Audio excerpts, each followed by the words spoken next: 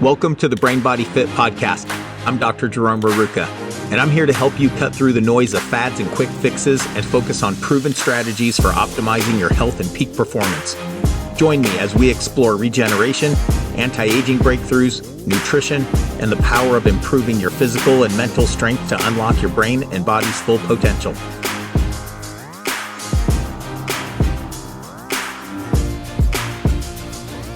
Welcome to the Brain Body Fit podcast. I'm your host, Dr. Jerome Rerucha. Today we have with us Bradley Davie. I've had the pleasure of meeting Bradley probably over 5 years ago.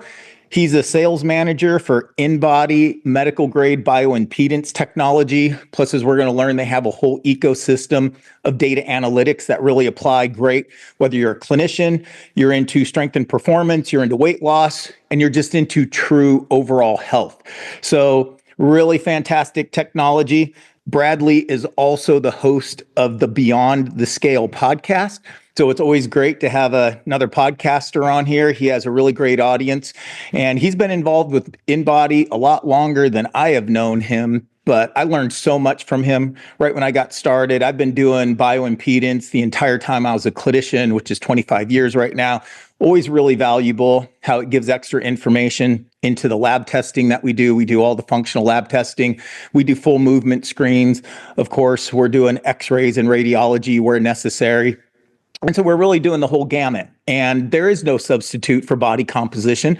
And it's not just BMI and the weight that's on the scale, it's the actual ratios. And that's what we're really going to talk about today. And for those of you who may not be aware of it, really kind of deep dive a little bit into that. So Bradley, welcome.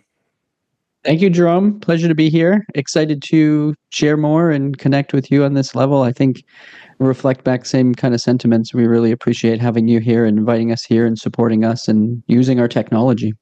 Well, it's been a phenomenal relationship, and those people who already are using InBody, this is just going to be a great reinforcement listening to you as you've got a significant following, and the company is a global company. So as we learn more about them, but we're going to start with you here a little bit. So what inspired you to get into the health industry specifically? We went back, I think, just being a leader, growing up and being in sports and playing, being captains of teams and really like trying to optimize my own performance. And my father was a coach, and there was a lot of rides back and forth to games where he was coaching me, and I would get, private lessons, and I'd hear about it before on the way and then after. And that led me to go to school and study kinesiology and exercise science at the University of Maine. And then after I graduated from there for a bit, I taught physical education, integrated science. And then I left Maine and came to California and started personal training. And then one of the jobs I got here was at Lifetime Fitness, who uses InBody. And I thought I'd love to advance my career and learn more about sales and marketing and how to actually be a leader and grow businesses and things like that. So I made the jump in 2016 to InBody. So I've been here for approaching 9 years, learning how to apply the device in every corner of healthcare, from illness and disease all the way to elite performance, and helping teams implement that in a lot of different ways. And with that, from that start, obviously you're hands-on, obviously the academic knowledge, and then you applied it to yourself as an athlete, before you knew all the things that you needed. So sports offers so many valuable things, developing leadership, developing organization, time management, all those types of things that helps you in college, as well as once you're starting your own business. You gotta be organized. And as you said, be a leader to those you're trying to help and serve. And like I said, the whole time I've known you, it's been really great, just how organized you are and what a great teacher you are. So is there anything you want to add into this before we start the slides? I know we're just going to use those as a little bit of a follow-on for the audience. So if you are listening to this in your car, you're not going to need to look at the slides necessarily. But if you are watching this on a computer or a viewing device, there's going to be some PubMed studies that we show and some of those different things. But ultimately, it's just kind of to help some of the new people if they don't know what an InBody looks like and some of the pieces of equipment we're talking about. But you will not feel lost if you're not going to be able to see the slides and follow along. Yeah, well, I'll hope to give it kind of an intro about InBody as a company and what we provide in the marketplace. And then we'll kind of dive into the result sheet and kind of the outputs in the body composition end. We'll have some good stuff about grip strength, and we have a whole ecosystem of health assessment tools. So excited to share more about that. Yeah. So my initial introduction to this was we share a common ground, life basis. We'll get into it early on in this. And I was really interested in the bioimpedance. And so obviously learning and InBody has a phenomenal reputation before I ever looked at these things of very world-class, high-end medical accurate devices for body composition. And but you have so much more, and we're going to kind of introduce some of those other pieces today, because it really is. Health is not one dimensional. Just the result sheets that you guys have from the bioimpedance is fascinating. And we're not going to deep dive, but we are going to help people understand, if they want to learn more, where they can get these things, because this will help you be a better clinician, whether you're into prevention, whether you're into measuring outcomes from what you're doing to your clients. So there's no doubt that that data management is important, and seeing where people are, and that's what we provide. Technology that helps to simplify that in a lot of ways, and like you said, relate it back to other different type of assessments, or indicate to us that we might want to look a little bit deeper or ask more questions. So our technology is built on that foundation of giving you perspectives that can help you understand health, wellness for yourself, or if you're a practitioner, for your patients. So as we go through this, there are so many industries, just for the listeners right now. Some of you might be clinicians, and your main objective is to, how can this help me be a clinician? Some of you are going to be strength coaches, personal trainers, working with weight loss. So why don't you go through that a little bit? Because the fascinating thing of a piece of equipment like this, it is so universal, and it literally can help everybody, various age groups as well. So before we dive in, let's have you discuss that. Well, if we're talking about applications of the technology, it starts with just overall general health for a lot of people, being able to know where they're at and have a baseline no matter what. So we're going to show so many different measurements of that. But as we think of different specialties in medicine, or performance, or corporate wellness, there's a lot of different applications there where the technology can be leverage to show change or inspire change as we start to look at that over time. So I think it's super important to be able to see it from a different perspective depending on your application, because you might use this information in a different way, but it's all going to be the same information essentially. We have various degrees of devices that show more detail or less depending on how much you want, but we're going in the same direction with this information, and getting a baseline and then being able to show that change over time is the most important thing. Some people are just afraid of actually, knowing their numbers, and that's why practitioners are there to help them, or coaches like yourself, and to be able to show that information and actually give somebody a plan so they feel empowered with this information, because it's one thing to have it, but it's another thing to actually be able to do something with it. Yeah, and that's what we're going to learn, that you can use these devices completely independent. But as we will also mention, and we've had previous podcasts on, the founder and owner and our head coach for LifeBase, and how these things integrate, but you don't have to integrate the two. Of course, we're going to get into that here. But yeah, these things are amazing no matter what type of practice, no matter what type of health industry you are in. I look at this information as essential. It is so important, and it is such a great way to make a connection with the person, even the ones who don't want to see what their body compositions are, because they're kind of, self-negative talk on those things, but it's all about self-empowerment. We really have to know factual information, make that commitment, and emotional connection, as well as physiological connection. This is nobody's opinion. These are facts. It's very reproducible, and so many benefits that we can apply to the person to empower them to make changes, even if they may be caught off guard a little bit based upon the data we're going to find. Yeah. Now, InBody is a global company, so let me have you discuss some of these things. Well, we have a kind of like a 3-word tagline, and it's engage, educate, and empower. So kind of simplifies what you just said in a way. The tool is a great way to engage people. And then you've got a lot of information that you can help educate around and then also empower them to continue to make changes if it's something that they want to do.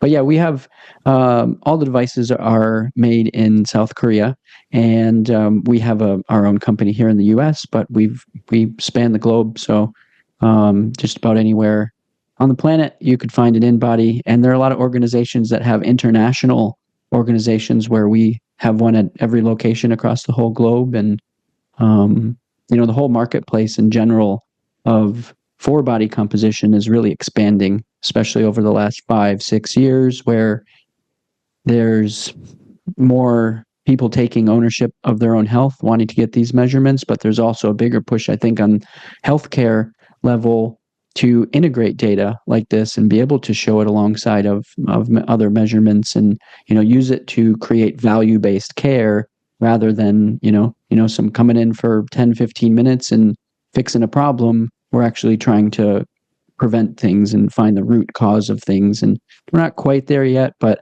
one day I think we will be, hopefully soon. Well, I think you guys are in a great place, of course. Now, you, of course, you're a visionary. You really see, especially we've had a lot of conversations, and I know the different people you work with. So there is some really exciting things we could talk about adding to this, but I want to stress without a doubt, this is so empowering to any clinician or coach as it stands already.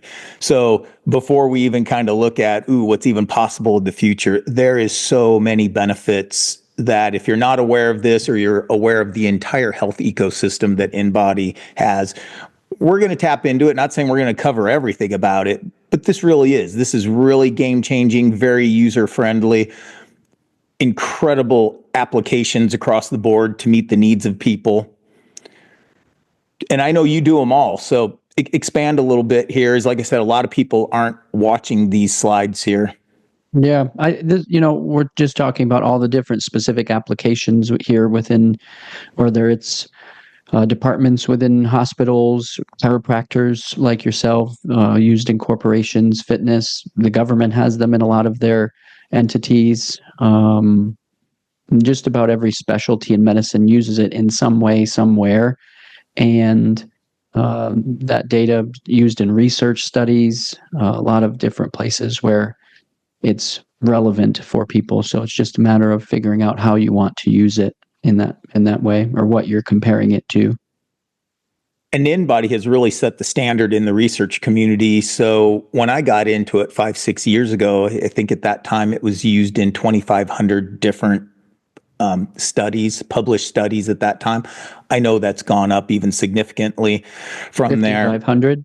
Yeah. And that just goes to say, that was 6 years ago that I got into this, and it was, right above that 2,500. And now you just said it's 5,500. And that really displays the power of this technology, the importance of this technology, how it integrates. And it's not easy doing a study. It takes a long time to do those. They're pretty expensive. But that's how important this type of machine is. And that's not just 5,500 bioimpedance studies out there. That's specifically using InBody because, again, of the reputation they have, the reproducibility, the specificity of the data analytics. Recently, the Mayo Clinic just did one, I think a few years ago, where they compared us side by side to a DEXA, and same protocol all the way through for both tests, and right after one another, and it was 98% correlated to the DEXA when we think about things like lean mass.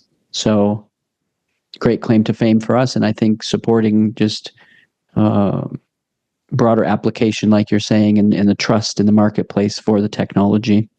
Yeah, and I'm going to talk about DEXA scans and how we use those in the clinic. However, a DEXA scan is radiation into the body. They're pretty expensive per se for the client to do them. You're not going to do a DEXA scan once a week. And even a DEXA scan isn't going to provide all the information that an InBody is going to, especially when we talk about the importance of water ratios and some of the physiological markers that you have. But these are very, very accurate. And they're also very non-invasive, to where we'll talk about these, and we do have LifeBase pulled up here, so we're going to talk about that relationship before we exclusively go down the path of InBody. But this is a real powerful relationship, and ultimately how you and I did meet. Yeah, totally. As your viewers may or may not know, LifeBase has a nutrition coaching business in a box. Essentially, it includes everything from an app for the patient or the customer to log all their food, and then the back end, a dashboard where the coach can see all of the clients there.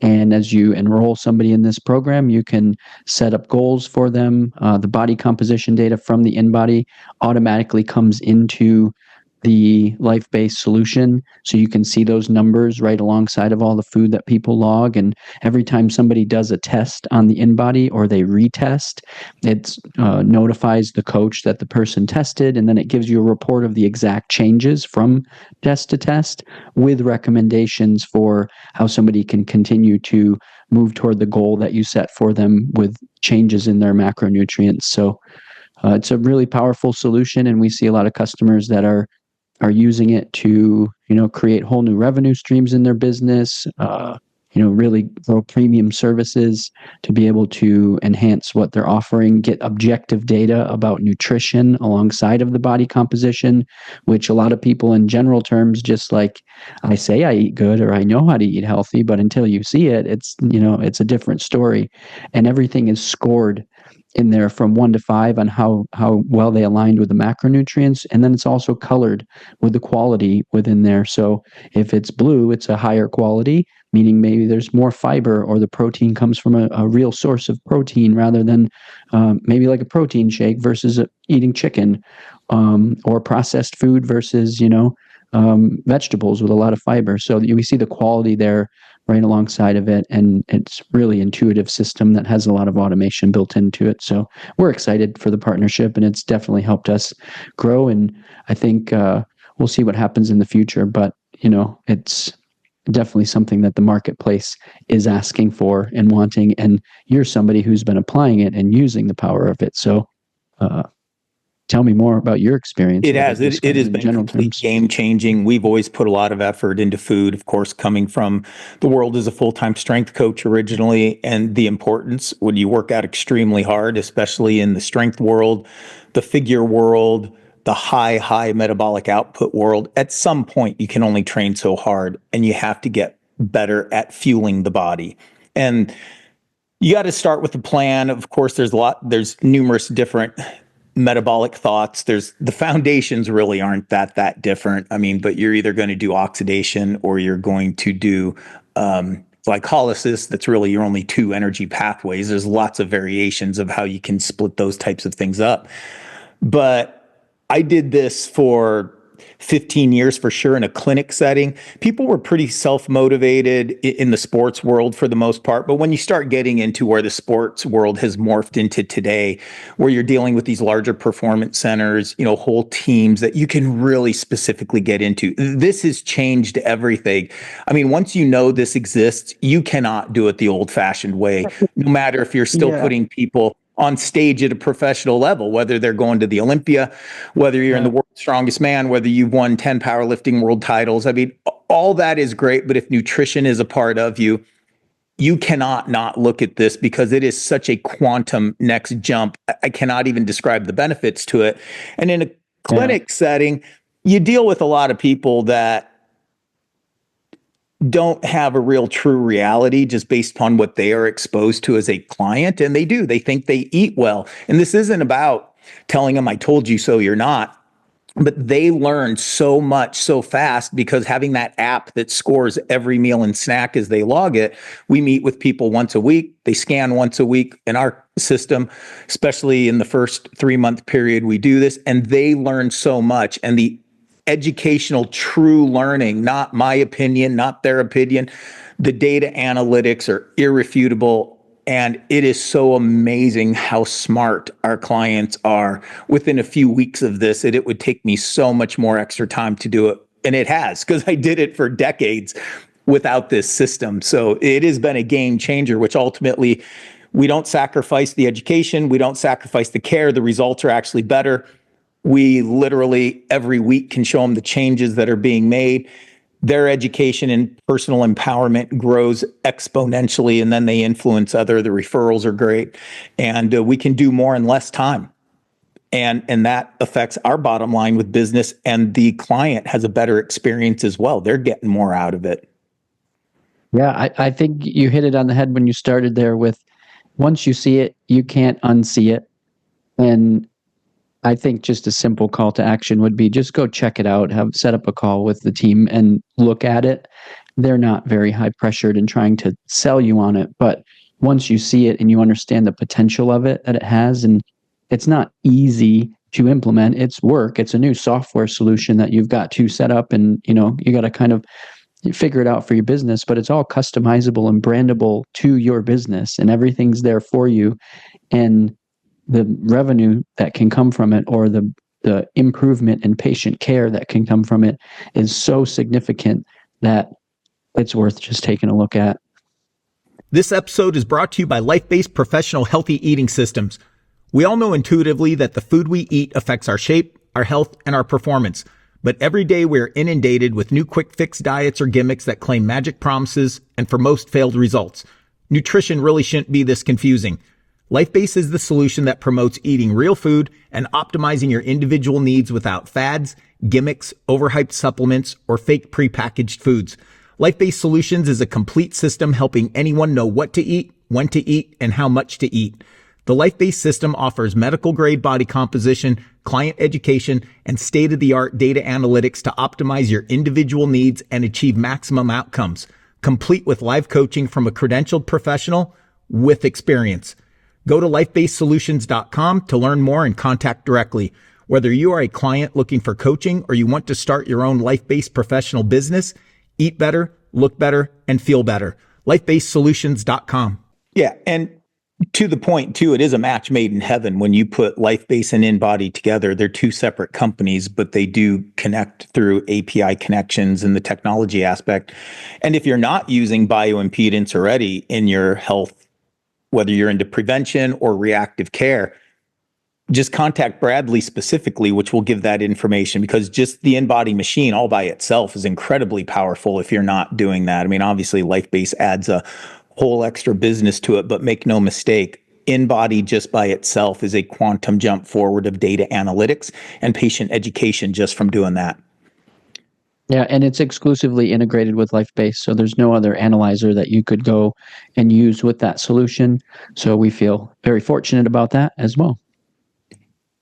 Yeah, and it's the quality of the two companies and the reproducibility that it provides. You mentioned the DEXA, and we have experience with people getting DEXA scans as well. And like I said, later on, I'll mention at the exact certain point of how we probably order DEXA scans even earlier for people based upon their InBody scans. And again, these are so safe and non-invasive. You're not radiating people. You're not getting an X-ray every single week. You're not getting an MRI every week. The DEXA scan, again, has more radiation by a long ways than this device. So it's super, super safe going through the body. You're not creating the free radicals related to radiation, and you can do it very often.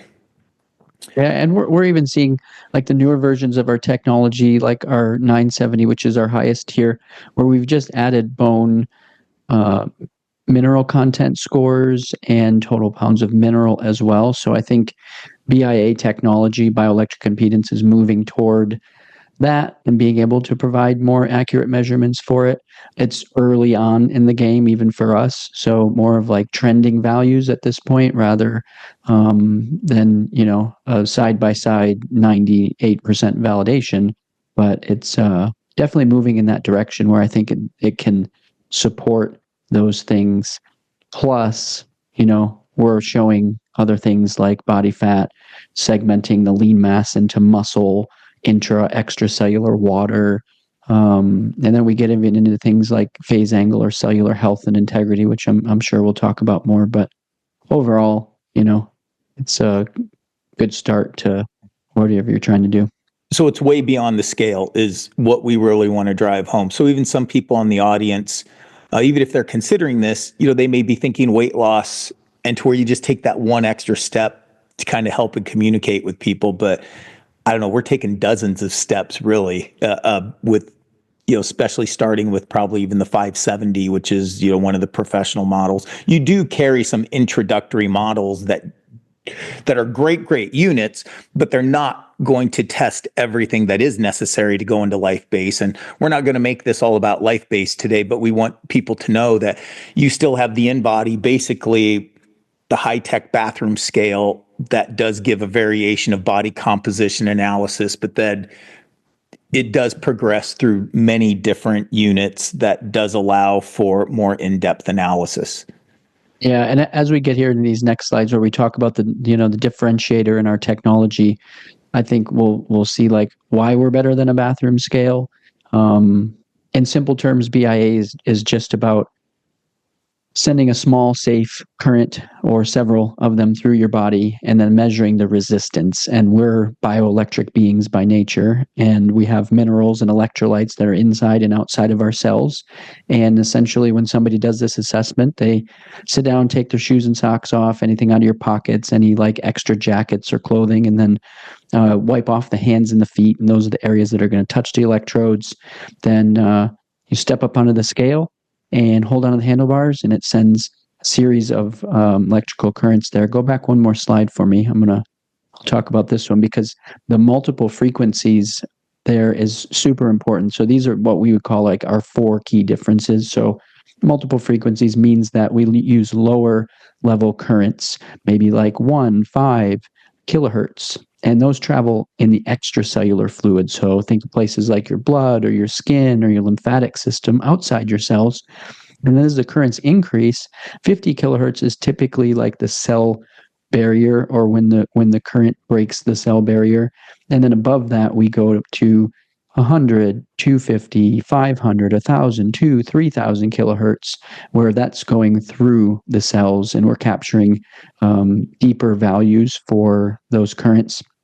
And then we do it in a way where we use multiple electrodes for the hands and the feet, and that creates a static starting point. So sometimes there's just one point, and that can end up in various places on the hand, but the 2 starting points creates one common one together. We separate everything into 5 segments. So the way that the measurements move, at each frequency, we get a value for each arm and leg and trunk.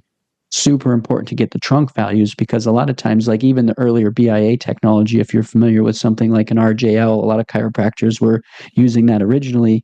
You would just stick 1 electrode or 2 electrodes on the hand and 1 on the foot, and you're taking 1/2 of the body measurement, and it's assuming a lot about what the values are coming. So really advancements came when it split into separating that by segment.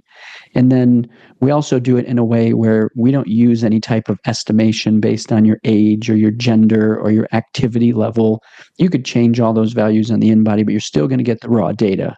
The reference ranges that they're plotted against might change, but the raw data doesn't change. So a lot of times in the marketplace, somebody might ask how many hours of activity you do in a week, or they might ask for your ethnicity, or if you change your gender or your age on the measurement and you do 2 back-to-back tests, you're going to get different results from all those variables. So we're the only device in the market that doesn't use any empirical estimations in its measurement. So I think that leads to a lot of the trust in the marketplace, especially as, you think of a customer's journey, somebody, having a birthday, or, my grandma might be active, but, on a scale of active, she's probably not that active. So if she says she's active, and that adds more muscle or, less body fat to her, we can't really rely on that. So that's the InBody difference there. Yeah, and some people might think that, oh, well, if you have these extra variables, it would make it more accurate. And I would even say that without the experience that I've had with it, because I've had this for years. We do every single person in the clinic. Even when somebody comes in and they're the actual client, if they come in with their spouse and they're not scheduled to see us, like we always do an InBody on them too, because it's just a great invitation of messages that they could say, we're going to focus on this person, but it's like, hey, when you have time, can you explain this to me? And, what is this? And so it's very useful for us to get family-based, true healthcare going. just because of this information that's on there. So yeah, I don't want people to think either that it's like, well, if we put in all those other variables, it's going to be more accurate. Like InBody, when you see the amount of research papers and the different demographics that's in PubMed, and that's just a small sample size of what you guys have really done. And the things that always impressed me, you have done hundreds and hundreds of thousands of youth athletes. You've done hundreds and hundreds of thousands of examples in true obesity bariatric centers. Of course, the hospital. So, I mean, you're using this on people with true diseases and frailty. You're working on the best athletes at all ages. And I've been incredibly impressed because we even had a mobile, we still do. There's a mobile underwater weighing company that goes around in the area. You can just schedule an appointment. And we sent some people. It was fun. We took our InBody to these locations and, the people are super friendly. So we would do the underwater weighing and then we would do the bioimpedance with InBody specifically. And the accuracy is incredible. It's just, we get a lot more data. And we were doing people of all sorts of different demographics. So same thing what you were saying with the DEXA scan. InBody's not just magically coming up with these standardized measurements and saying, oh, we're right. Like you guys have really cross-correlated. What is the gold standard? When underwater weighing's considered the gold standards, I mean, you guys' statistical analysis says, who knows how many hundreds of thousands, even millions of examples they've used to verify the data analytics that you're getting. Same thing with data.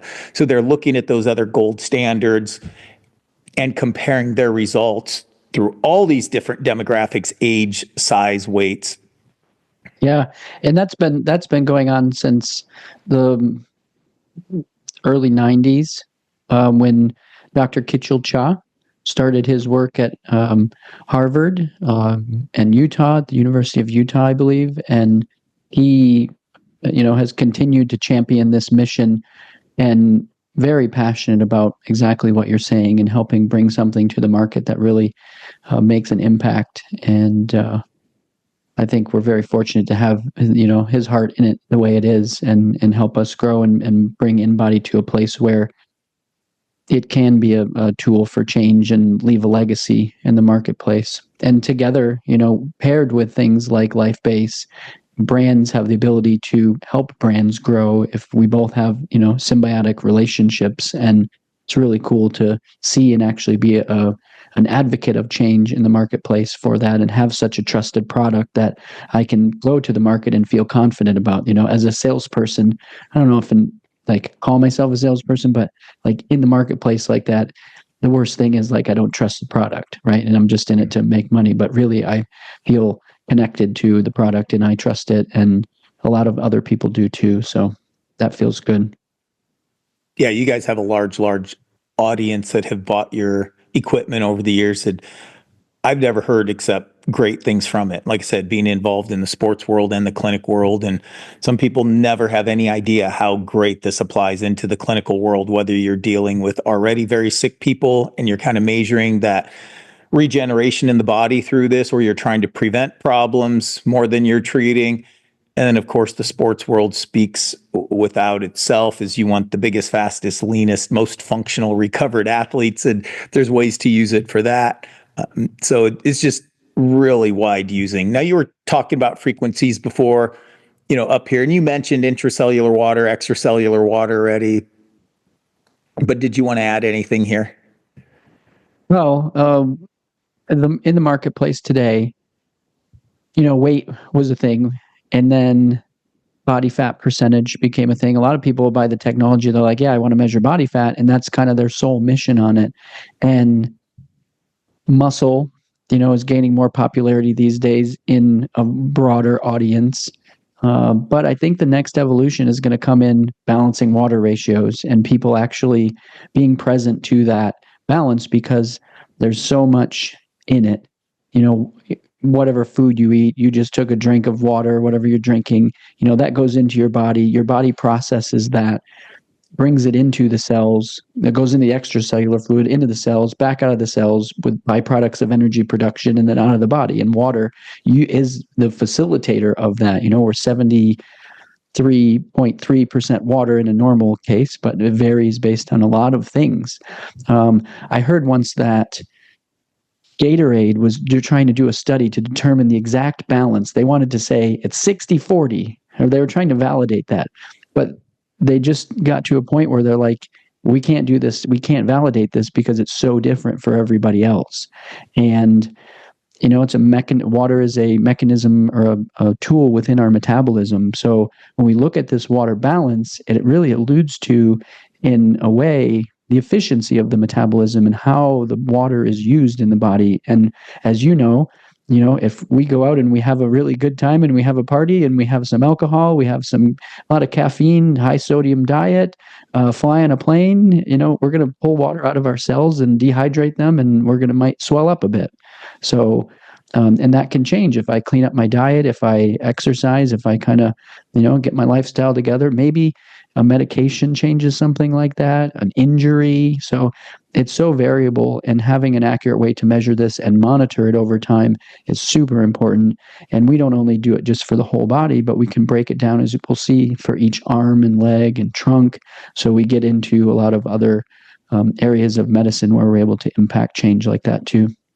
Yeah. So prior to, like I said, I've had a variety of bioimpedances over the years.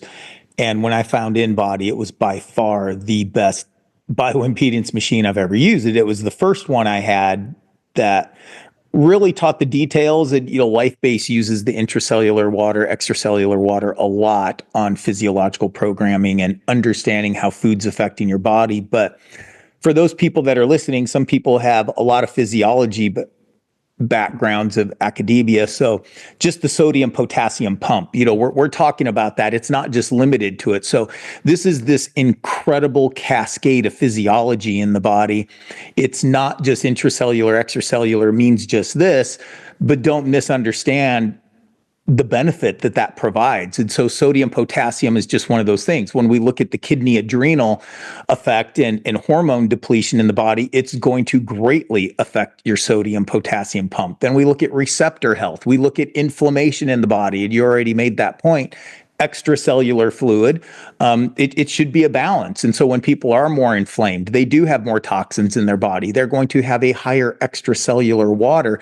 And when you clean things up, it will change, and you will actually see water move inside the cell.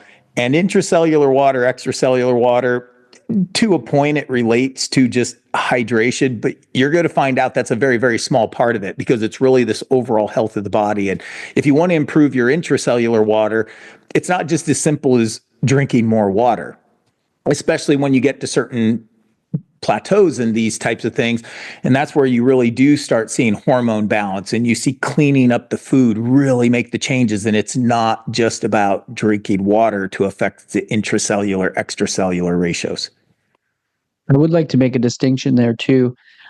We show a ratio on the InBody that takes extracellular water and divides it by total body water. So we're looking at what percentage of your water is outside your cells.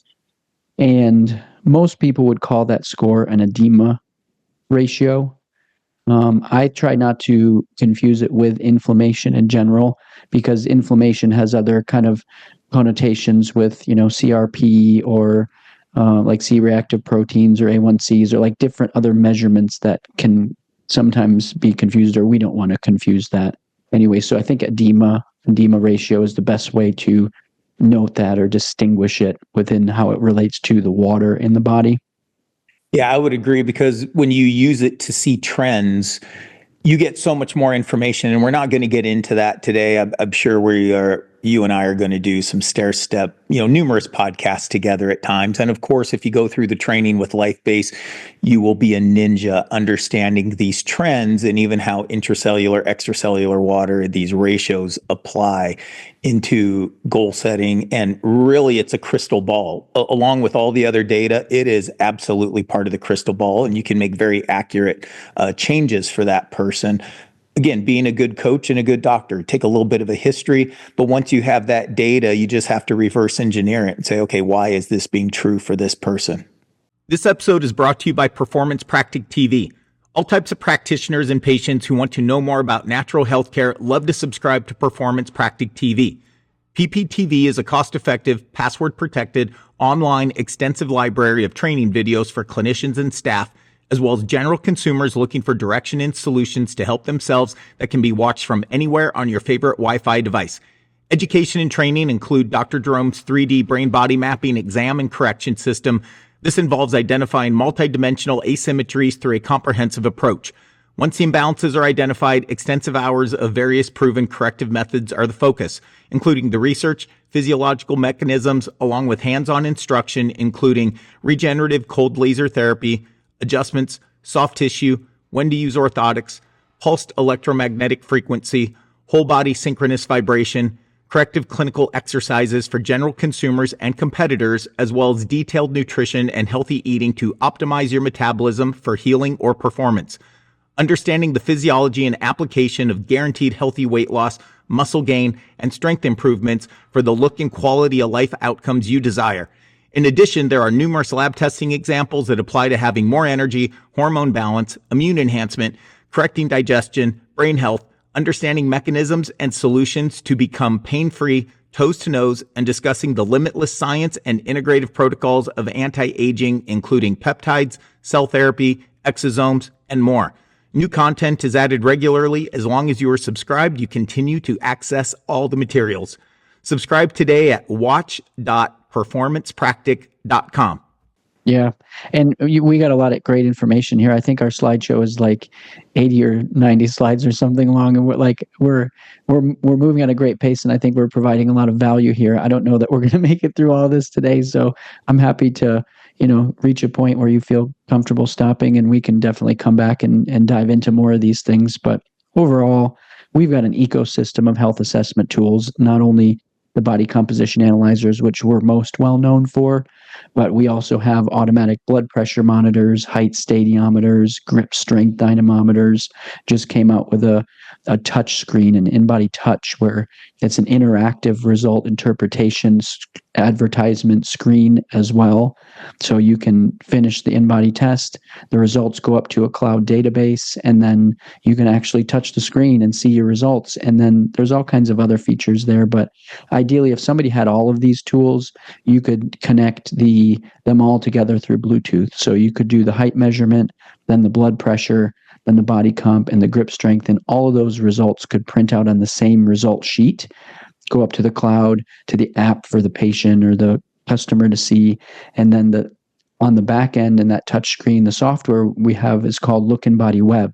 And there's a recommendation engine feature in there where you can actually set it up so that based on the body composition results, it will recommend specific products or services, and you can build out whatever you want. So, for instance, if somebody had low muscle, when we got to that screen about muscle, it could show, just as an example, maybe like a protein supplement or a creatine supplement or something to that effect, where you could also make it a service. Like muscle is low, this recommendation is sign up for a personal training session and learn how to change that. So we're building a lot of custom features on the back end as well that can help people implement these tools, whether you have the touch screen or not. So I think that's where our biggest growth is these days. We've come out with new models over the last couple of years too, but the growth is a lot of it's happening on the back end in the software too.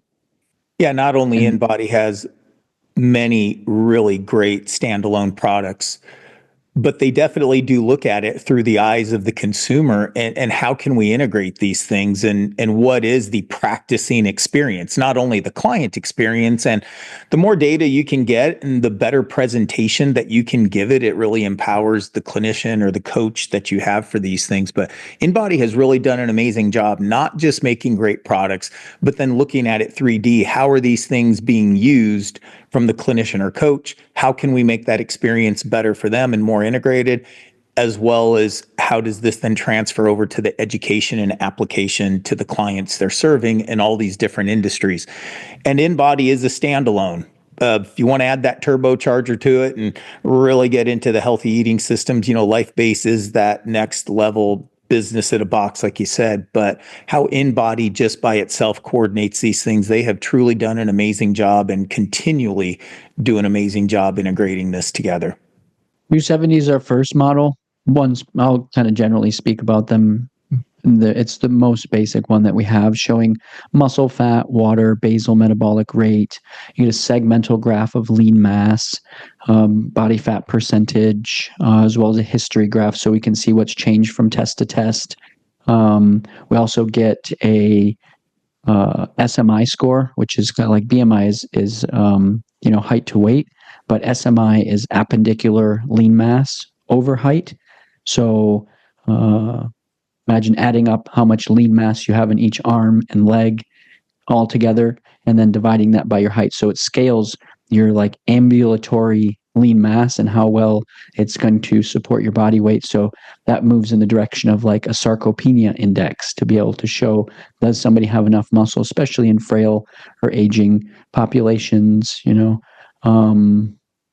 So, and then we actually just came out adding a phase angle, a whole body phase angle score to this 270 as well.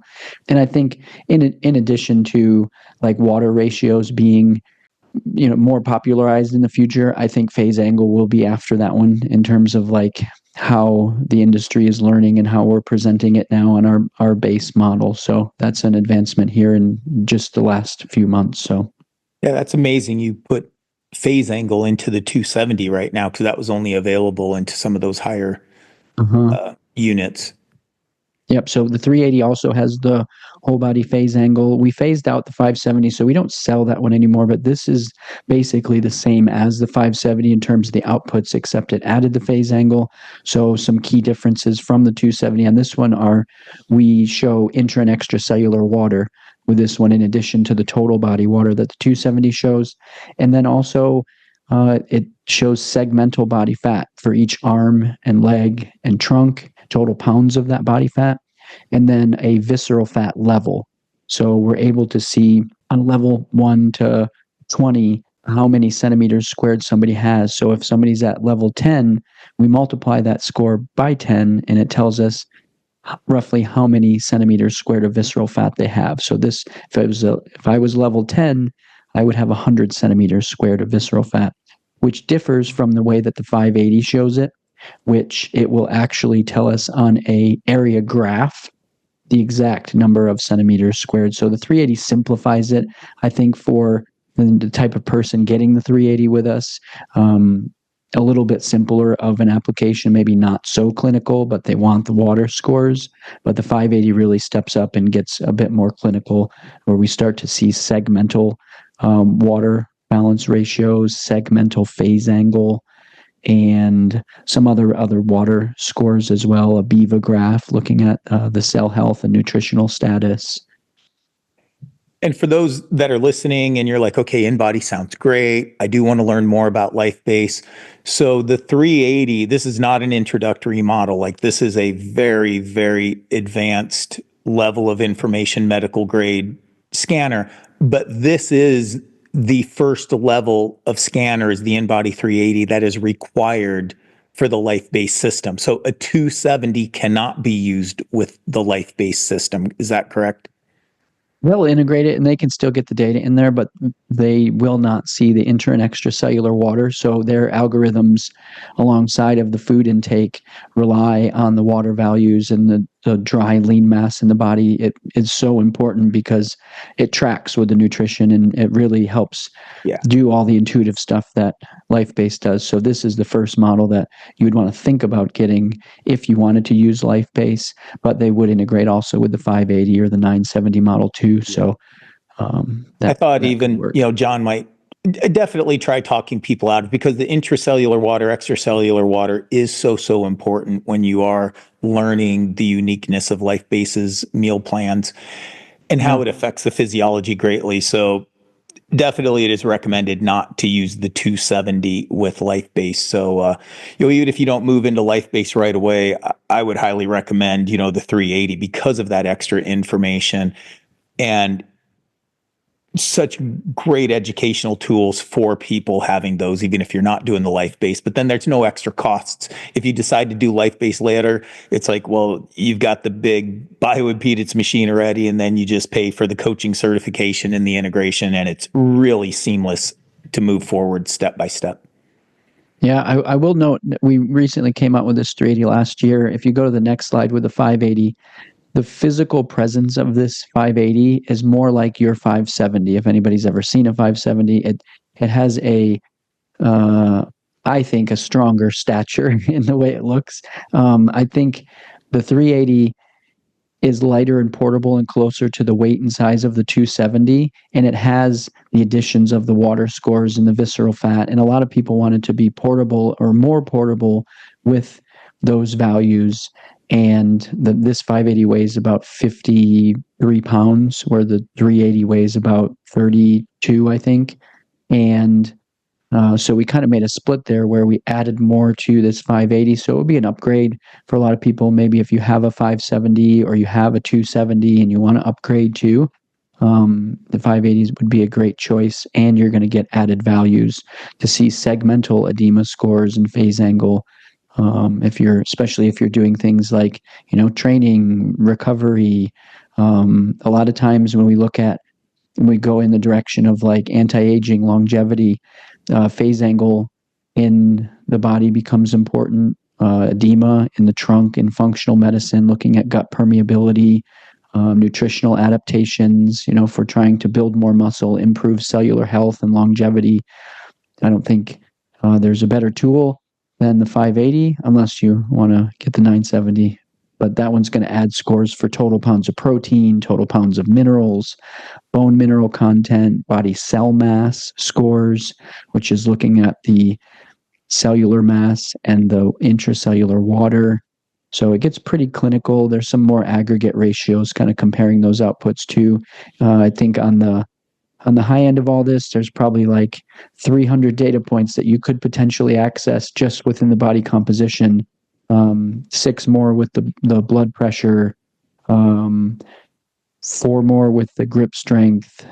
So there's a lot of different directions we can go with all the data, but we try to meet you where you're at in your tier and help you make the choice that would fit best for you. We've got 63-month financing, so the cost could be spread out if you wanted to, so you could preserve cash on hand, or if you want to pay up front, we can work on a discounted price. We actually have one linked with LifeBase because they're what we call an ambassador account, so you get discounts if you come through, and we're going to link that in the show too, so that if anybody wants to learn more and from InBody, they can go directly to that link, and our team will follow up with you and help you out.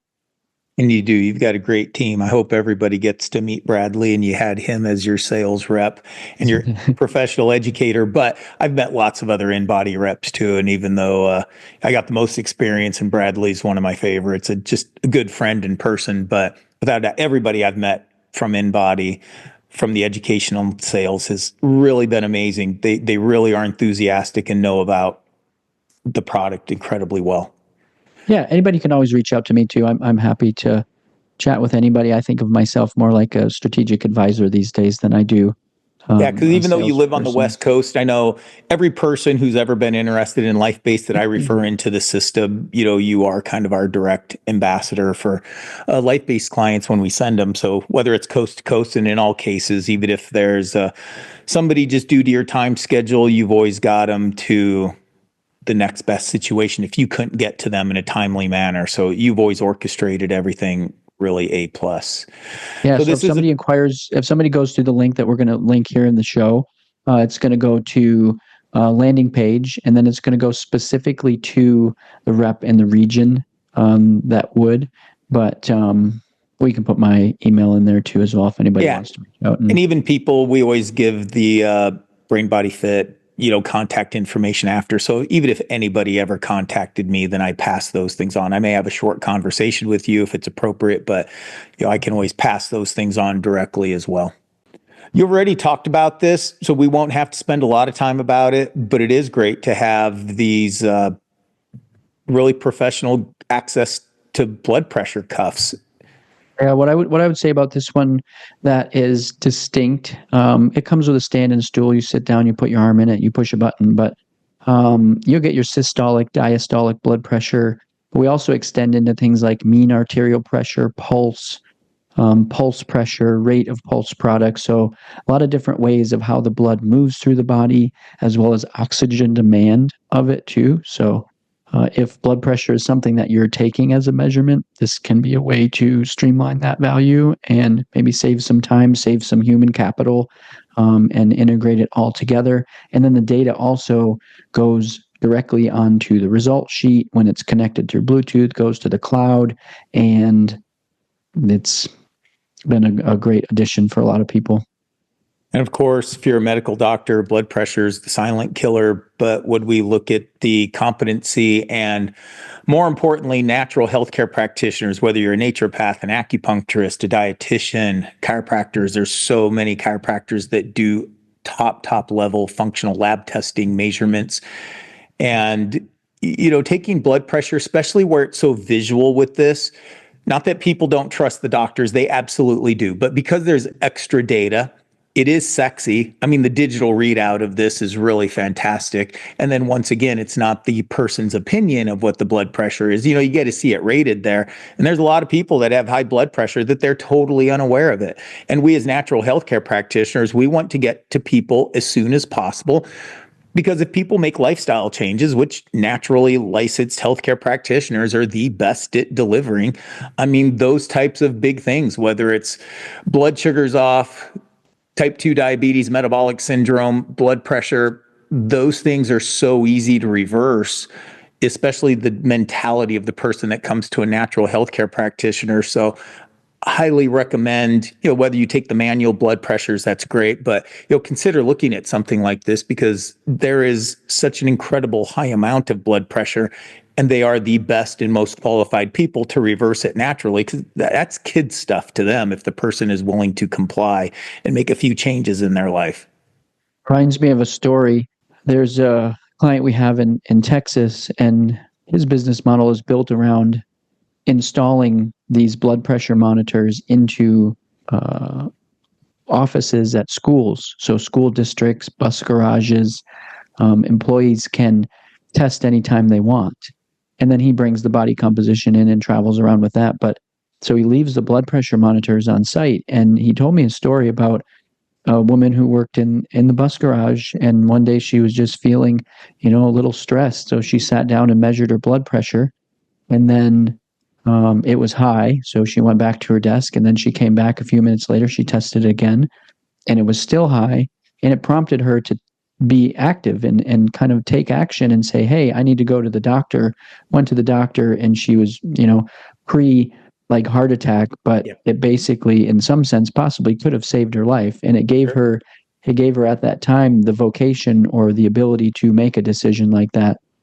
So having a personal one for yourself or like we're saying for a practitioner could be awesome, but also blood pressure is one of those things where, or even just making change in general, right? We can see numbers on a scale, but blood pressure is one of those things that's more like actively changing. And when we have high blood pressure or we have events in our life that kind of like catalyze us, blood pressure is one of those things that can really catalyze growth and somebody to take action and more vocation in their health, especially if it's a long-term thing. Body composition can do it too, but I think it's less tangible than blood pressure in some sense. I'm not exactly sure how I'm getting to that, but it's more like fluid, right? It's more fluid in movement rather than static of the body composition. Even though my risk of having high body composition might be bad, I don't necessarily have the ability to make that change right now. It takes time to work and change that.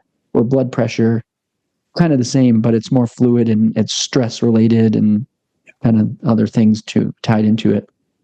Yeah, and there's a lot of misinformation that's been promoted for decades and decades about statins and how it relates to preventing heart disease. I mean, COVID was a scam and statins is a very significant scam. Not saying sometimes people don't need statins if that's what you want to do, but it's way, way over threatened of what the outcomes really are. But blood pressure is real. And I mean, blood pressure has just been beaten into people's heads as well. So it's a great way. There's no convincing to people like when they have high blood pressure, it does mean something. If it is just short because something very stressful, you got in a fight with a loved one or, your pet just passed away, it can affect your blood pressure. But if it doesn't come down, especially if you're in a normal, relaxed environment, blood pressure is a huge, huge indicator for people to have a wake-up call.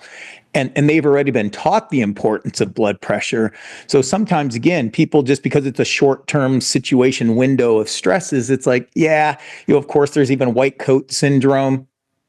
But if we take blood pressure and it's easily inaccurate, it means something. And this, again, I can't stress this enough for natural healthcare practitioners. Like, this thing will pay for itself, just having access to people come in, and they will become proactive, even with all the great work that you've said. If their blood pressure is getting legit higher, just moderate high, we don't want to wait till they feel faint and not quite right. It's going to be high for a long time before it reaches those types of things, unless it's an acute stressor. But again, just great physiological data analytics that are very important. And when we do talk about blood pressure, it's not an over-exaggeration to say this can save your life. Yeah, it makes me think of things like Oura Ring, and having that data at your fingertips also. It's one thing to go and test your blood pressure, but it's another to seamlessly, non-invasively have this ability to then look at that change alongside of everything else going into my life too. And I think there's a bigger push for data to come together in ways that are relatable to our lives too, on a personal level. But having a device like our blood pressure monitor can make that relatable and give you opportunities to educate about that within a clinic too. And then we have stadiometers. Like this stadiometer is a fancy word for height measurement tool in the medical world. They look great. Yeah, you stand on a platform, pull that down to touch the top of your head, push a button, it locks it in, and through Bluetooth, it'll send it to the Body Composition Analyzer. This is one model, and then we also came out with one recently that's automatic. So you stand under it, and it recognizes your weight on the scale. The arm comes down, pink, touches the top of your head, goes back up, and reports your height, your weight, and your BMI on it. So it's more for somebody that doesn't have the Body Composition Analyzer and they just want a height, weight, BMI scale. But they're both great tools. And then dynamometer is a fancy word for hand grip strength measurement tool.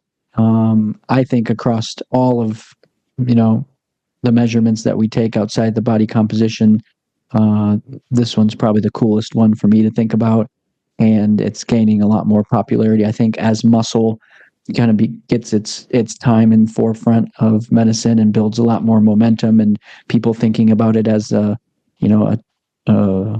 fountain of youth, right? Where the more muscular, the healthier our metabolism is.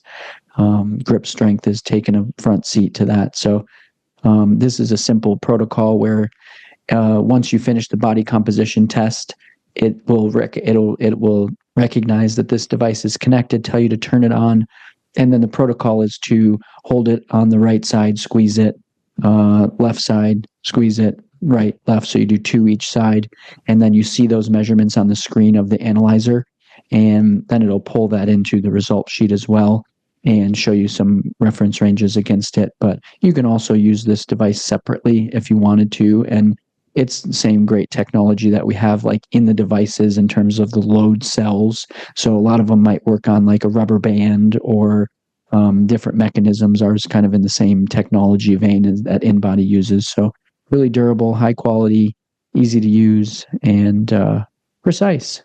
Yeah, and looks great too. I mean, really cutting edge designs on all of these things. It is. I mean, we know the importance of blood pressure. If we ask people what's the most important, grip strength, blood pressure, body composition, probably most people would check blood pressure. And they wouldn't be wrong, because the weakest link is always the most important. And make no mistake, if your blood pressure is high, that is something that needs to be looked at. But to your point too, we want to be more proactive. I mean, health in America statistically is bad, and it's been bad for a long time. In separate presentations, I really throw a lot of statistics in there where we're talking about metabolism specifically and how we want outcomes. We just don't want to talk about the problems. Like, we want to identify the problems, educate people easily and accordingly, a large audience, and then we want really specific outcomes. And we want to do as much through diet and exercise as possible, and even supplements, as safe and as effective as they are.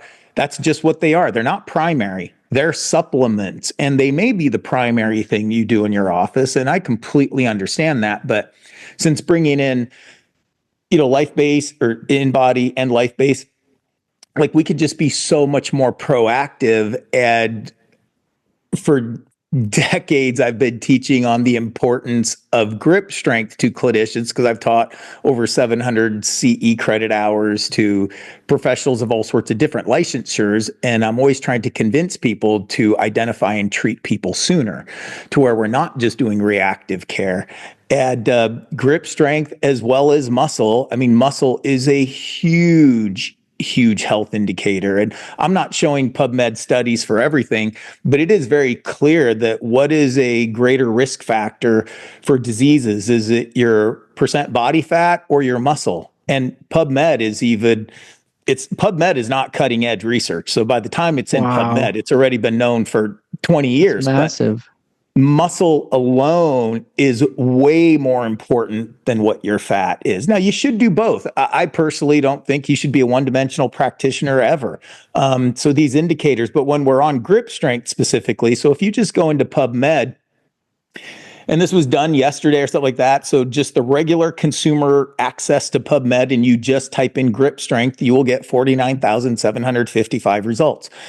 And they basically all say the same thing. The person with the strongest grip lives the longest. And I'll shortcut this to you. You guys can go out there and play with this. And the reason I even started developing this is I was trying to communicate with clinicians. In my previous life, I was just a hardcore meathead and, competed in strength sports, was around just great people. I learned so much about body physiology through strength and conditioning principles that carry over into the clinical world, but you're dealing with extremes. So every meathead on the planet, without taking a seminar, everybody knows that grip is the last thing to leave the body. So even if you've won worlds in sprinting, rock climb, like you name it, powerlifting, Olympic lifting, strongman, strongwoman, anything like that, your body physiology is just going to degrade at a certain time, somewhat related to age. And we're not just, going to blame everything on age. But when you look at grip strength, you can have 65-year-old people that they still qualify for worlds. And you've got to win state, you got to win regionals, you got to win internationals. Like, it's not like, oh, you're 65 years old, you just get to go to the 65-year-old grip category. That's not the case. There are men that are competing at age 65 against the 400-pound shaved gorilla genetic freaks who are 28 to 35 years old, just mammoth human beings. And even if they don't win, they're only getting like second or third in the world. Like, your grip is the last thing to go. And PubMed never even makes this distinction, but that's the benefit of having a lot of experience in true physical health and physical performance and where those things align. And we actually talk about it in comparison of like the grip strength being the like a quality metric, but the muscle mass being the quantity metric. Yeah. So they may not be exactly linear, but there's a relationship, I'm sure. But there is, so having a metric for both of those, quality and quantity, is super important over time. Yeah, and they're going to correlate together. And grip strength really is a massive predictor of health. Like, if you have a really weak grip in your younger years, like whether you're 15, you're 20, you're 30, absolutely you are going to have a more dramatic health history. You're going to have more problems. You're not going to be able to handle stress, whether it's physical stress or emotional stress. You do have a weaker constitution.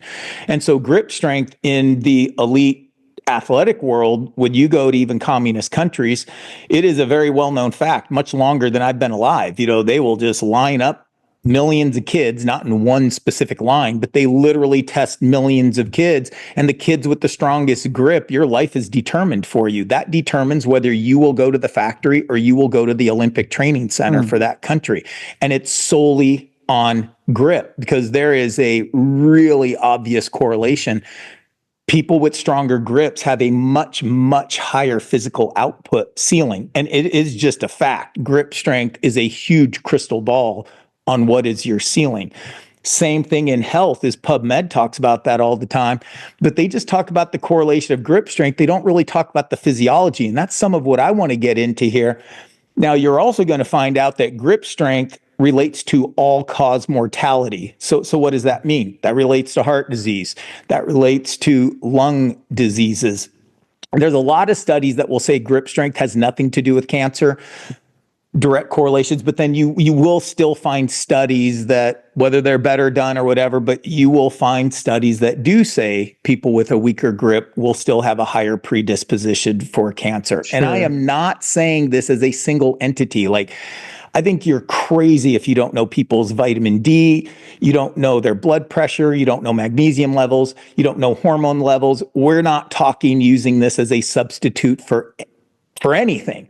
Okay, I'm huge into functional medicine assessments. I'm huge into functional movement. But I also want to say, if you are not doing these simple assessments like bioimpedance and the very many biomarkers, I mean, it takes 60 seconds to do it. You get this incredible data sheet. Grip strength is a very, very powerful indicator for all-cause mortality. And this is brain degeneration. This is dementia. This is everything, okay? Even COVID, there's papers out there. So you can also go into PubMed if you want to be specific, like I'm showing in this slide where it says grip strength and all-cause mortality. Well, there's 1,189 papers that went with that. So just to kind of give you a little basis of this, we'll kind of fly through some of these, but it's worth Can I zoom out for a second on this? For one of the things I love to do is think about, we're talking about grip strength, but I think if we zoom out and we talk about hand strength, whether it's concentric or eccentric strength, or foot strength, meaning the most distal part of our arms and our legs, can be a very powerful way to determine our longevity or our ability to ambulate or our ability to prevent injury or produce power and strength, joint health all around it. So I think when I zoom out, there's a lot of hand strength tests and grip strength assessments, right? 50,000 nearly.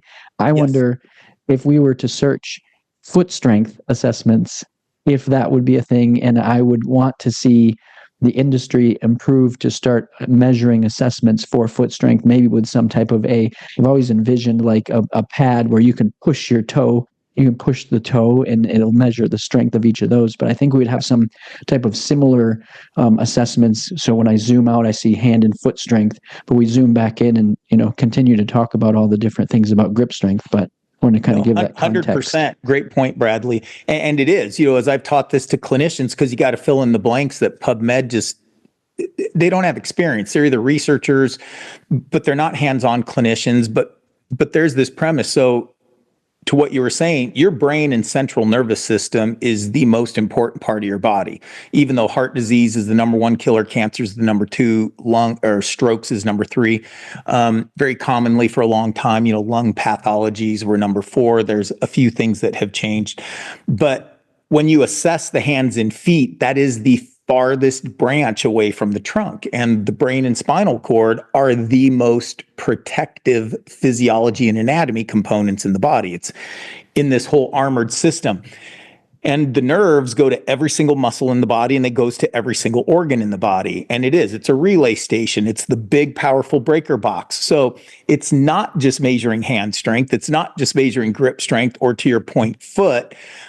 So in the clinic, we have a lot of foot tests. We use like a calf master, and they're functional tests, like how many unassisted reps can you do appropriately and gracefully with a calf master, with the slack block. So we have all these things, because to the point, like we could go forever, but that really is, it's brain body fit, has no boundaries to it, and just how specific this equipment fits into it. But there's all these different assessments in a very flowchart manner.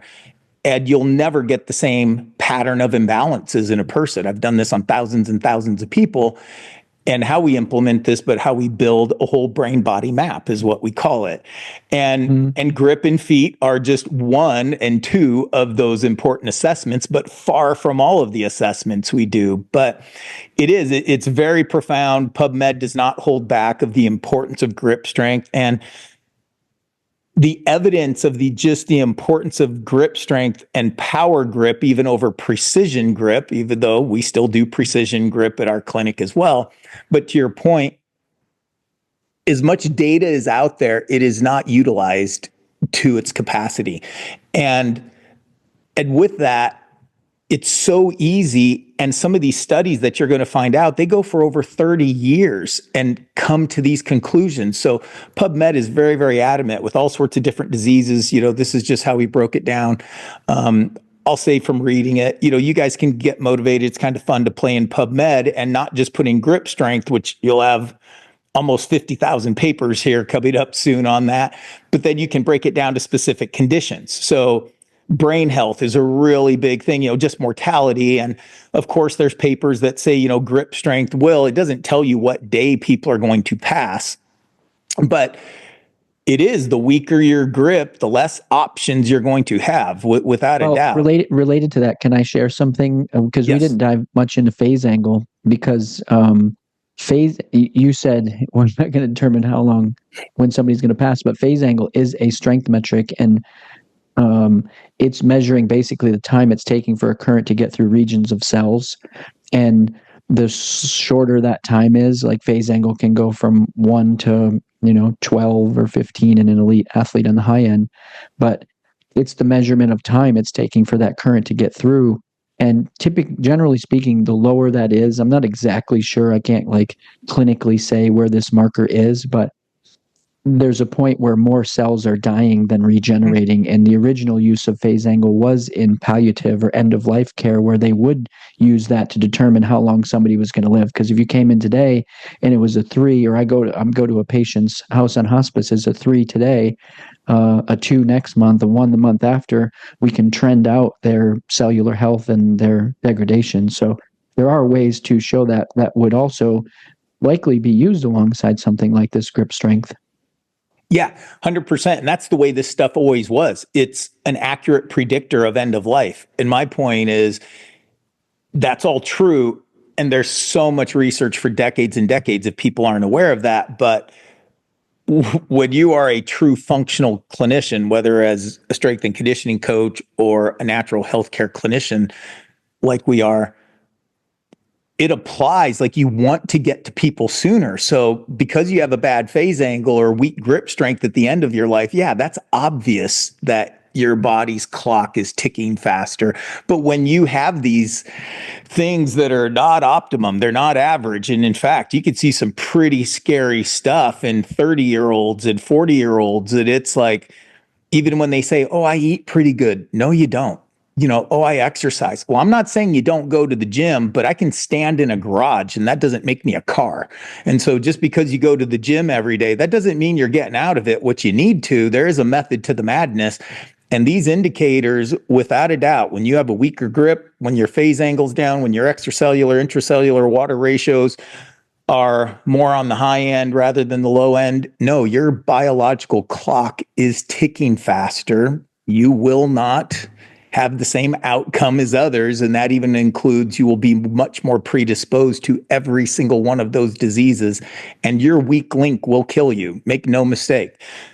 And also, though, it's not that all that stuff is not static, right? We're talking about a linear progression as we age, but also there's a lot that happens in life where we get fatigued for various reasons. We might have medical conditions. A lot of stuff goes on in life that, that creates a more granular, if we were to look at that linear trend and we zoom into it, it's not just a straight linear trend as we age, it's up and down as it goes. And as things happen in life, to measure something like grip strength might indicate to us a lot of, maybe something else is going on, or maybe I should just pay attention and I should slow down and recover and rest and rejuvenate, or, maybe I changed my diet, or like a lot of things happen in life. I've traveled, and all these things can just be general indicators, whether it's in a doctor's office or you have a tool like this for yourself, depending on how frequently you want to test. These things are valuable for our overall health and our own awareness of what's going on in our life. Yeah, I'm not saying it's the best way, but especially in our clinic, it's always easier to communicate with athletes for bigger, faster, stronger, leaner, and functional outputs and recovery. But with patients, we talk about, are you in an anabolic state or a catabolic state? People don't talk about that. Most of the time when you still go to a doctor, especially traditional healthcare, and these indicators are rarely going to improve. I mean, we could get into the Ozempics right now, and there's all sorts of issues, even if your body composition I thought I was improves. going to make it through a podcast without somebody saying Ozempic. Yeah.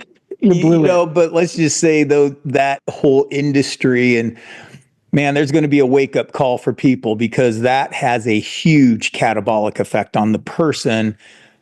And there may be ways to offset those, but the majority of people are not offsetting that. They're just giving them the drug and the outcomes and the amount of muscle you are losing. And it is critical. It is catabolism in your body when you're doing these super, super important functional assessments. And I don't want to get too far off track of that. I am going to give podcasts just by myself where we are. We're going to be very uncensored and very honest about those types of things. And it's important to know that. Well, I'm not sure if you're aware too, but there is a stop put on that right now. So the market, there's some lawsuits happening in and around those things, and it's on hold at this point. So there was a lot of people that bought a large backstock of these GLP-1s, so they have them because they're not going to be able to go out and get them right now. There are other peptides and other ways to lose weight, but those ones specifically, there's a big pause in the market and a lot of uncertainty around Well, one of the things, even though they work if you're just looking at the scale, but when you start doing body composition, everything changes, and you're going to realize it's like, wow, I lost 50 pounds, but it's like, well, you could lose 40 pounds of muscle and even put on 10 pounds of fat, and therefore you lost 30 pounds, but you didn't lose the good stuff. And muscle alone, just like grip, just like blood pressure, muscle alone is a massive, massive health marker, and it will correlate directly to your end in life.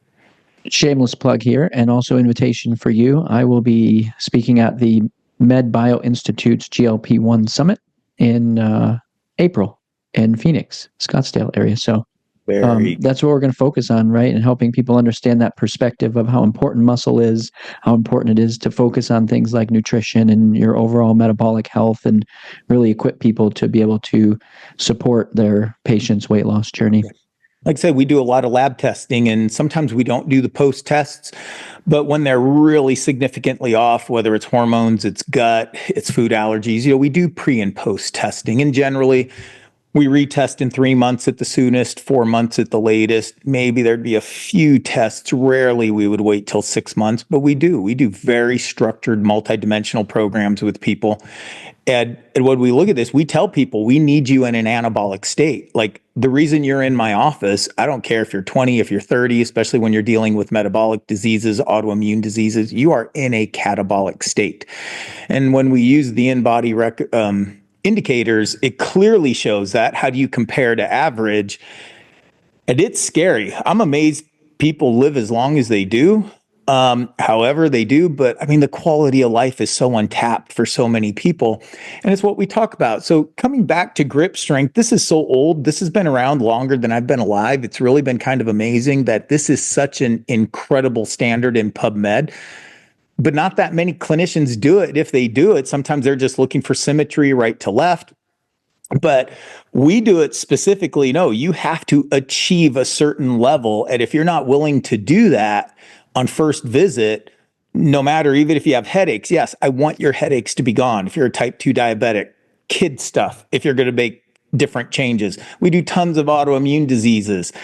And, we set a goal, whether you're a lady, whether you're a guy, it's like, no, you have to grip this much. And we're not looking for strong people. We are looking for just people that are healthy enough to get groceries pain-free. And as a strength coach, it's really easy to kind of look at people's physical capacities. And it's like, look, you don't qualify just based on quickness, agility, jump, strength. You don't qualify for junior varsity soccer, baseball, or football. Like, you're not physically able to keep up. But if you train, you will. And that's the benefit of being a strength coach. It's like, look, here's kind of the minimum health performance metrics we need to do to play this certain sport. And if you're able to do things, you still have to play basketball to be good at basketball. But if your physical metrics are so low, it's like, good luck. You're not going to be able to do it. It's really easy to weed people out. And it's the same thing with health. When your overall health metrics are this far from average across the board, we are not looking for athletic levels of strength. You are doomed in many cases. And it is super important. Not only we make people eat better, and Life Base is by far above the best thing I've ever seen out there. But then these functional indicators on top of functional movement things that we do, using this whole library of InBody we're talking to, it is invaluable. But anyway, here's the medical chart for grip. And it's just like where vitamin D was 20 years ago. These are pathetic statistics that they say are okay. We definitely require people to be stronger than this, because you are still a very compromised person, in my opinion, if this is the grip you're going to go after. But this is the standard. I always want people to know, look, I didn't come up with this. This is where the standard was.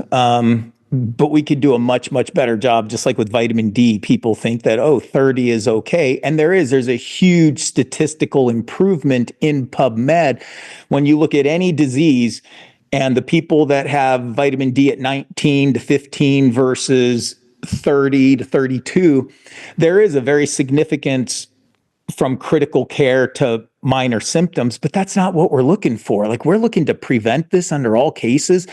And 32 vitamin D is horrible. We would never allow that in our clinic. The lowest, it doesn't matter where we start. I mean, we have people start at 8 and 10 of a vitamin D level in our clinic, which they would be doomed moving forward if you look at epidemiological data.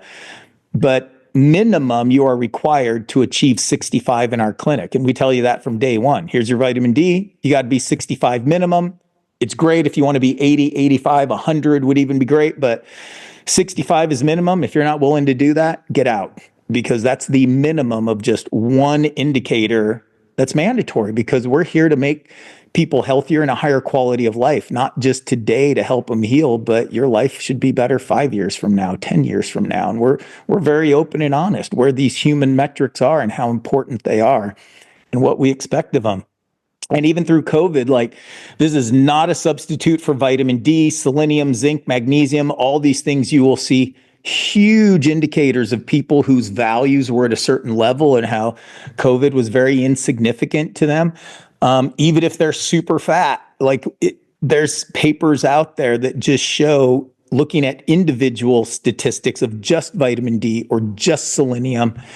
And but then there's also some studies that comprehensively put stuff together. But make no mistake, grip strength, again, is so accurate and so powerful, not even measuring those nutrients, but they just measured grip strength. People that had a stronger grip had a very, very low significance of threatening outcomes, even with COVID. No matter what their age was, no matter how fat they were, there is a huge statistical significance. So you will see hundreds of papers in PubMed specifically on this. So measuring grip strength in COVID-19, a simple way to predict overall frailty and impairment. And you may be like, well, how's that possible? Like, how can you test osteoporosis? And I'm going to get to the correlation here pretty soon.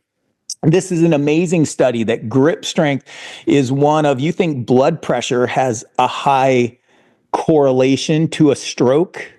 Grip strength has darn close to the exact same correlations to stroke. And this particular paper delineates that, like the specifics. And this was a huge study. This was 140,000 adults from 17 countries that they tracked. And for every 5 kilogram decline in grip strength, it was associated with a 16% increased risk of death from any cause, a 17% risk of death of cardiovascular health, 17% higher risk of non-cardiovascular mortality, 7% increased risk of heart attack, and 9% higher risk of stroke. And I think you're crazy just to do grip strength to make these correlations, but that is how powerful grip strength is. And I do not understand in today's day and age why you would miss this, because it just takes seconds to do. Write it down.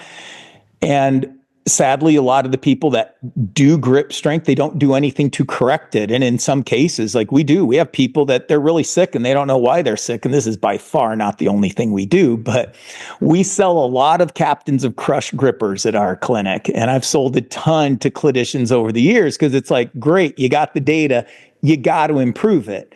And there's a lot of times people need to improve their grip 100% just Wait, to be. What is that? Do you say Captains of Crush? That's the gold standard for grippers in the world. So We correlate Oh, everything in our clinic. If it's good enough in the athletic world, we just decrease the intensity and we bring it into the clinic world. And we don't do anything in our clinic that is only for clinical patients because that's not how the body's built. You should be healthy enough that you can do certain functional things. So captains of crushed grippers are the gold standard in the world forever. And they're the only grippers allowed in grip competitions. So, and this is for strength. This is for strength in like well, A, powerlifting or you'll test weightlifting or it. in I mean, they're general. just, let's see. Sounded kind of like Captain Crunch. Yeah.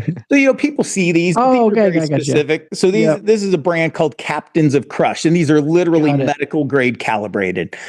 Okay, Got so it. these are the only Yeah, I ones have one. I allowed. have one of those, but I need one of those ones. That's really great quality. Yeah, and then then there's a whole set. So I mean, it is amazing. Like, I mean, holy cow! Like I have an okay grip, but I would never, I know who's out there and I would never be considered to have a strong grip. Amongst clinicians, they would think I'm Superman, but against people who really know what grip strength it is, they just pat me on the head and go, yeah, that's pretty good for a chiropractor. But, I mean, because Does John there at are, LifeBase tell you that too? He's got a yeast. really great grip strength. Yeah, I need there's, over 200. yeah. Yeah, that is a good grip strength, but you would get last place in a grip competition. But The highest I've ever got is like 160, and my blood vessels are popping out of my eyebrows. yeah, and again, you can still improve it. And the importance of that is when we start looking at this, but just going through this, here's hand grips.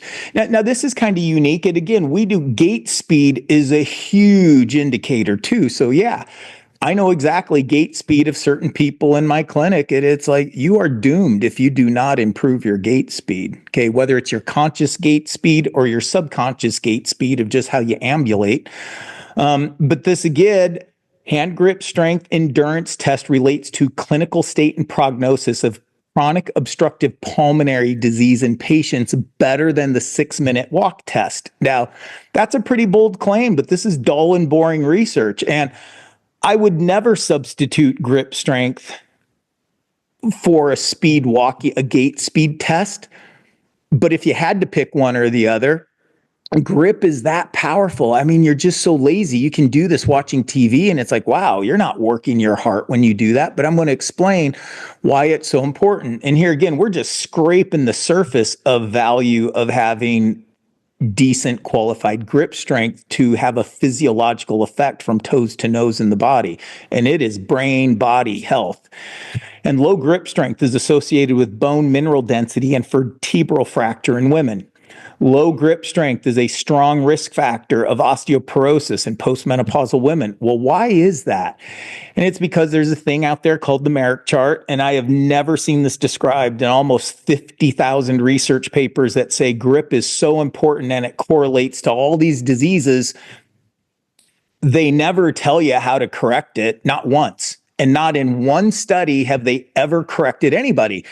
They are so proud of these studies where they're like, we followed 570,000 people for 32 years. And yep, we were right again.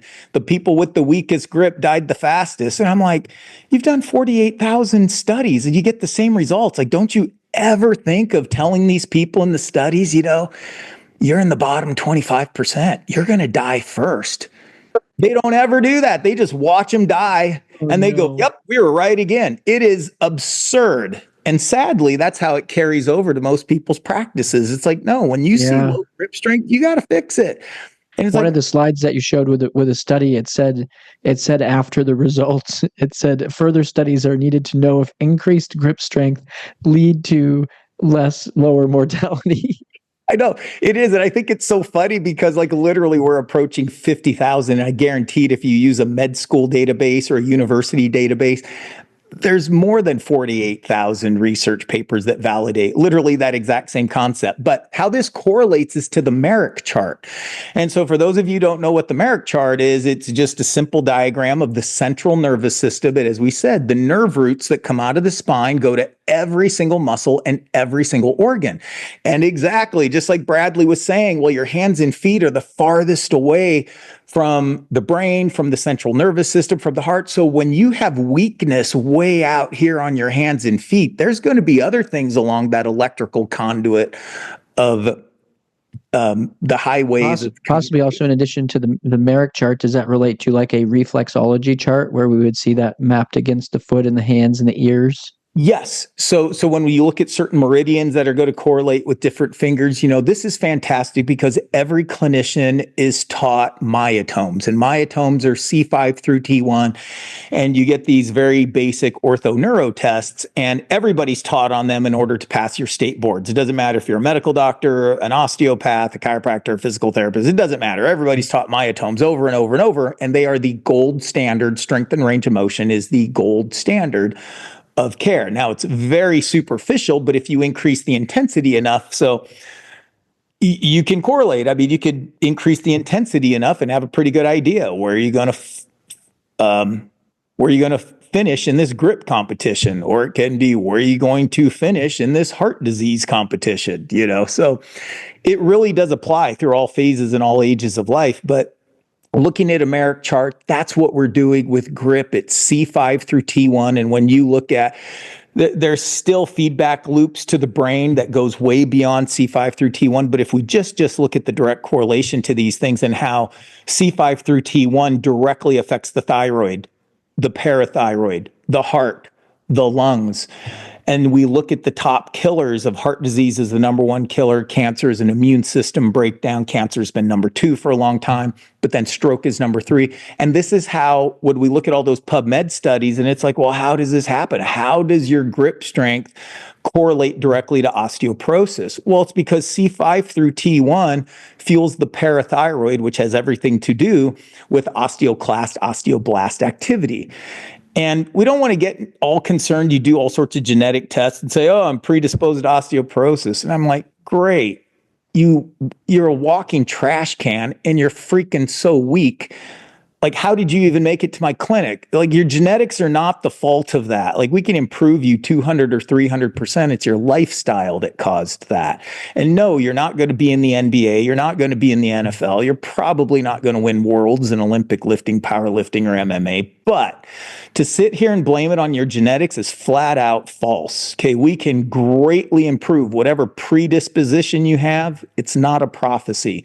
And when we're dealing with these keystone metrics, and I cannot speak on the importance of body composition and the uniqueness. It's not just fat, of course. It's not just scale. It sure the heck isn't BMI. But when you start correlating all those things together, like InBody has, everything gets a logarithm of power of every single piece of information becomes more and more powerful when you start putting it all together in a total network, just like InBody's doing and why they've paired with LifeBase. But these are things we don't even get. Okay, so now you got weak grip. How are you going to fix it? And a lot of these awesome analyzers, it's like, well, this is the best analyzer, but it's not an exercise piece of equipment. And this is a standard in the world, super safe. I tell people all the time, look, you can do this watching TV. You can put it in your car.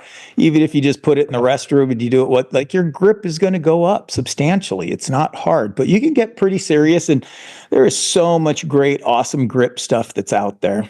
So it reminds me of something, kind of a tangent, but also relates to this in a way that there's a lot of advancements happening in medicine, and we are very fortunate to be on the front end of that in a lot of cases where we're in industries and we're seen as a strategic partner in the advancement of industry. And one of the places where I've always been proud that we've been able to help and surprised is in dentistry, where these types of tools are being brought into a specific subset of medicine called oral systemic health, where they're not just concerned with drilling and filling in the teeth, but they're going downstream, more like a functional medicine, or upstream, if you will, but downstream from the mouth, to look at, the impact of the plaque in your mouth and the plaque in your arteries and your heart disease.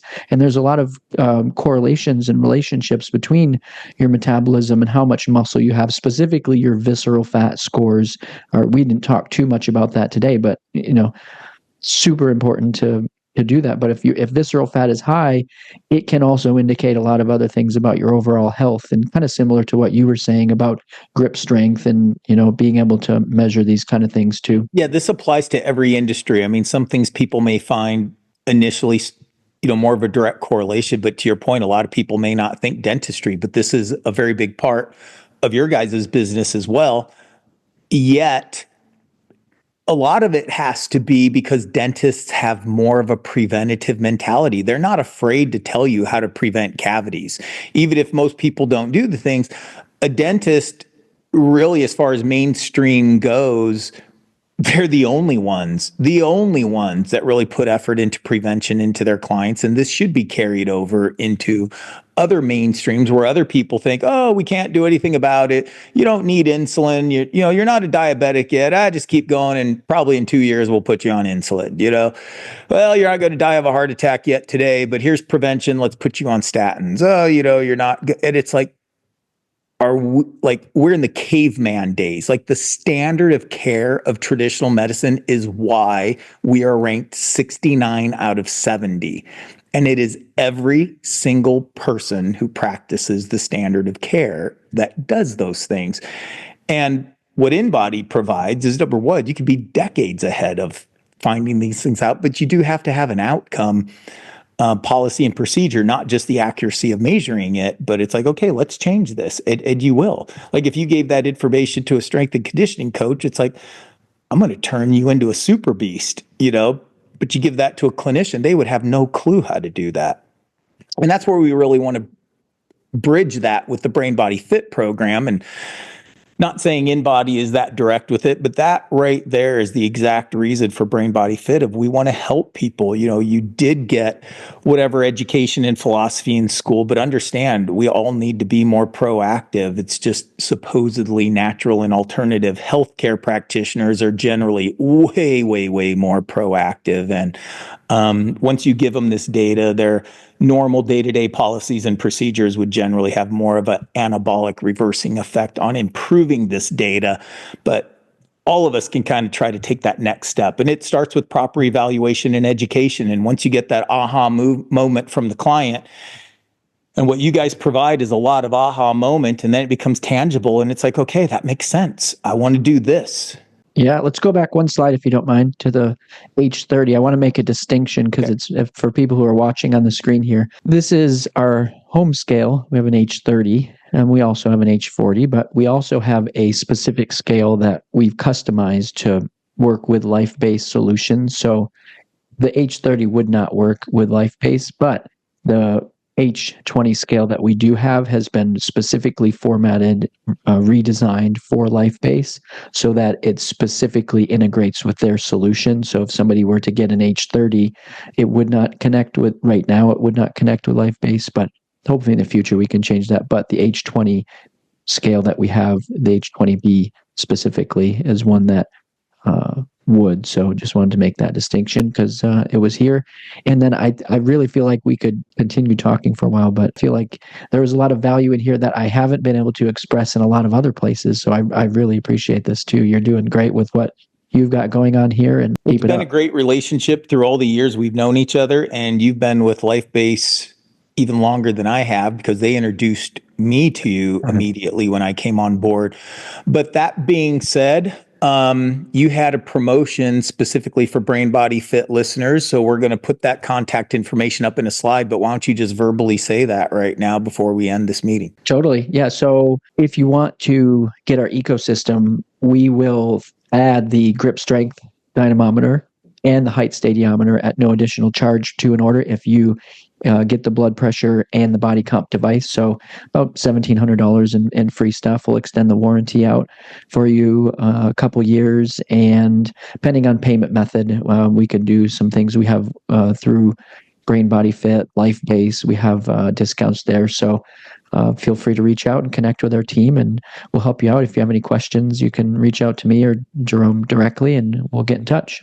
Yeah, and that's really a fantastic, when you can have that ecosystem. So many people, I hope you are interested in bringing the medical grade body compositions into your office, and you can stair step, move into LifeBase. And like for me, I was looking for something like LifeBase for decades and it just never existed. So when I saw LifeBase initially, that's what brought me into InBody. It wasn't, I was into InBody and they introduced me to LifeBase. Like the first time I saw LifeBase, I was like, whoa, holy cow.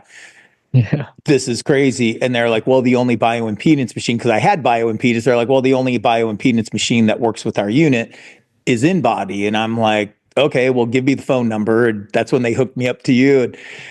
And yeah, it was just so amazing to me. You were trying to give me all the benefits of InBody, and I was like, Bradley, I don't mean to be mean, but you don't need to tell me any of that. I'm here to buy. I'm not here to be sold. So it's like, I was the easiest sale you ever had, but it's because of what I saw on LifeBase. But to your point, yeah, you start with the body composition and what InBody is doing for Brain Body Fit listeners. This is a great opportunity to increase some of those other devices that you may be like, well, I'm going to save a little bit of money, but now you get them included with it. So thank you so much for that, because that's really the complete system that makes, better clinicians and better educators is what we all want to be and do. So, well, with that, if you have anything else to add, Bradley, I know you've got other work to do. We are definitely going to have you on again. There's so many other additional topics we do have to integrate this great technology into. But for now, thanks again. My pleasure. Bye. Thank you for listening to the Brain Body Fit podcast, where we are dedicated to helping doctors and clients integrate clinical evaluation and performance enhancement. Please like and share this episode with someone who wants to empower their own health and actively participate in the health revolution of the growing millions. Epic changes are real. Visit us at performancepractic.com, where you can explore premium selected products and services that we have used to change the lives of thousands in our clinic and seminars for decades. Follow us on our socials. All the links are listed in the podcast description.